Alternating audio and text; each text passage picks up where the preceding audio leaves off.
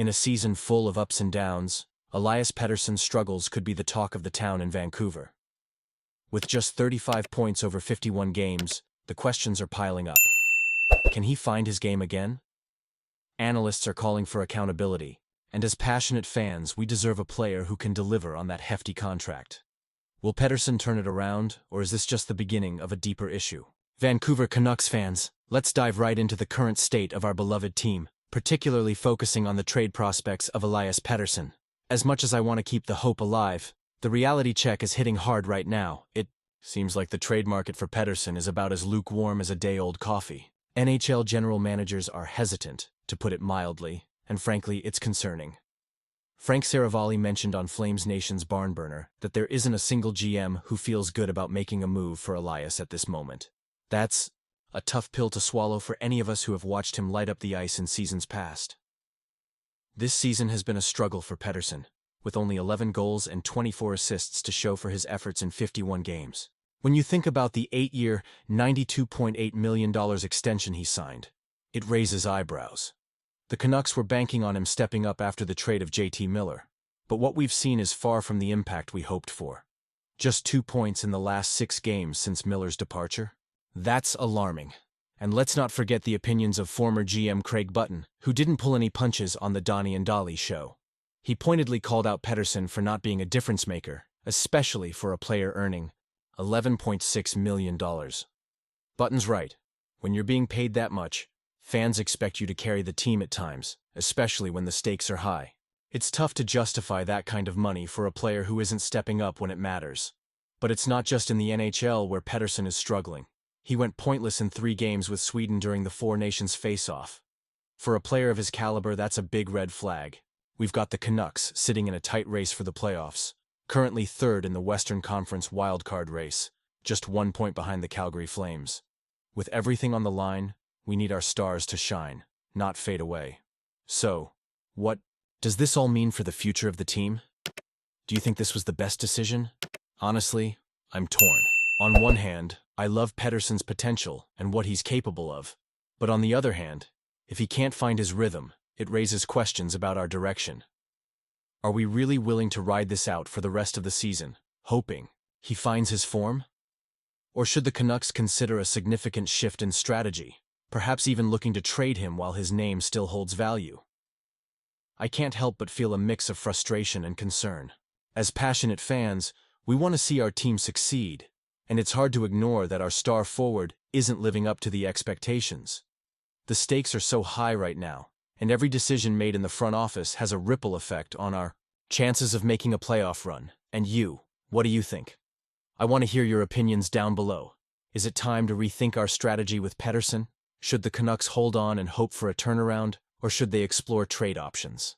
Your insights are invaluable, and I can't wait to engage with all of you in the comments. There's been a lot of chatter lately about potential trades involving the Vancouver Canucks, and one name that keeps coming up is Elias Pettersson.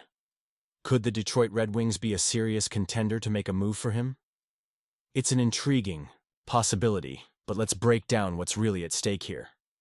Recently, we saw Red Wings GM Steve Yzerman make a seemingly minor trade, sending goalie Ville Husso to Anaheim.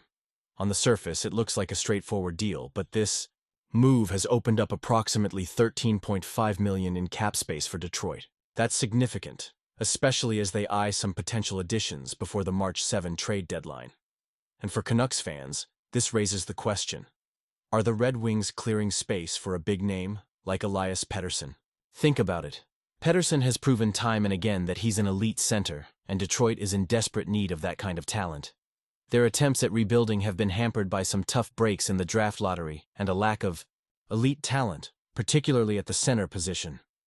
If there's a franchise that has a proud history of Swedish stars, it's Detroit. So the fit is logical. Now, let's discuss what the Canucks might receive in return for a player like Pettersson. We can start by setting some non-negotiables. Lucas Raymond and Moritz Seider are off the table. These guys are cornerstone pieces for the Red Wings' future. Additionally, I can't see them parting ways with Captain Dylan Larkin, who has a full no-trade clause. Simon Edvinsson is also likely considered untouchable. So, what does that leave us with? Detroit does have a promising pool of young centers, which could be crucial for Vancouver if they were to trade Pettersson.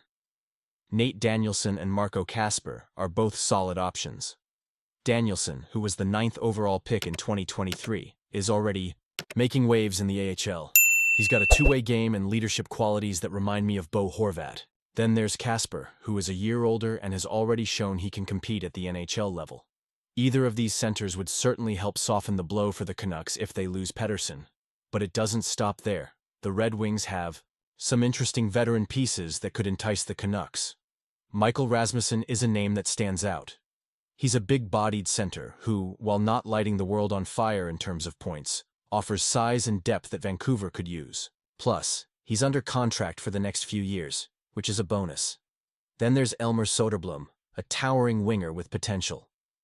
At 6'8", he could bring a unique dynamic to the Canucks lineup. In terms of draft capital, the Red Wings are sitting pretty. They have all their firsts, seconds, and thirds in the coming years, except for a fourth in the next draft. That means they could throw in a first-round pick from 2025 or 2026 without breaking a sweat. Prospects are another area where Detroit shines. They have a wealth of talent, including Michael Brandsegg-Nygaard, who was a first-rounder in 2024 and is already generating buzz. There's also Shai Boyum and William Wallander, both of whom have bright futures ahead of them. So, where does that leave us? While the Red Wings have plenty to offer, it's essential to consider the implications of trading away a franchise player like Pettersson. Do you think this was the best decision? Honestly, I'm torn. Pettersson is the kind of player who can carry a team, and trading him would create a massive hole in the Canucks roster. On the flip side, the return could significantly bolster the team's future. I want to hear your opinions down below. Do you think the Red Wings have what it takes to pull off a deal for Pettersson? Or would the Canucks be better off holding on to their star center? This is a hot topic, and your insights are crucial as we navigate these uncertain waters. If you enjoyed this discussion and want to stay updated on everything Canucks, don't forget to like, share, and subscribe to the channel. And remember, to activate the notification bell to get all the latest updates. Let's keep the conversation going, folks.